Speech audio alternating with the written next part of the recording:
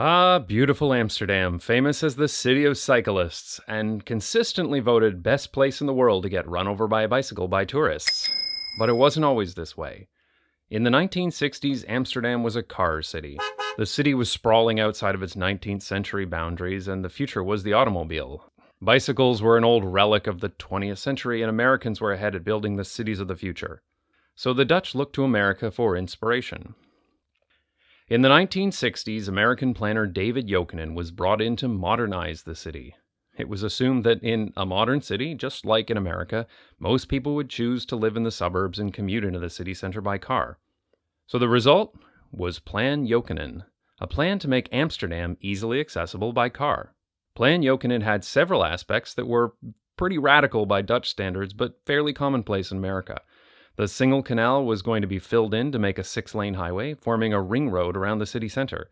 Access to the ring road would come in from the south and require demolishing the working-class neighborhood of De Pijp. These highways would lead to an area of high office towers and form a new central business district, which would require demolishing parts of Oud-West.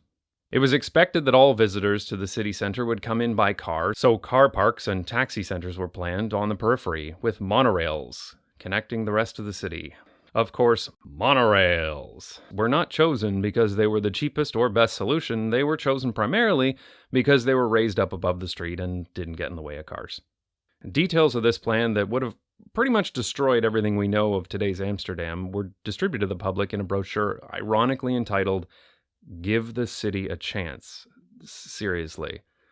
Drawings of the proposed highway probably look familiar to anybody from North America because they look pretty much like every city in North America. Plan Jokinen may seem crazy today, but it was all part of an ongoing modernization of Amsterdam. This particular plan failed, but other parts of the city were not as fortunate, and several neighborhoods were destroyed to build wide American-style roads as part of a highway plan for Amsterdam. These plans were stopped only because of mass protests by citizens in the 1970s. Since that time, Amsterdam has started a series of repairs to undo some of the damage. The city has significantly reduced the number of car lanes and turned more space over to walking, cycling, and public transit.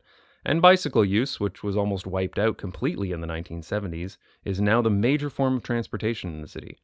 But these former highways, now wide boulevard-style roads, are still here today, evidence of a crazy car-centric vision for Amsterdam that thankfully never materialized. It's hard to imagine that places like this one could have been highways instead of lively neighborhoods where people live and work. As you probably know, most other parts of the world were not as fortunate, with highways having destroyed the fabric of many cities, promoting urban sprawl, consuming city finances, generating intense automobile traffic, and making walking and bicycling dangerous and infeasible as alternatives.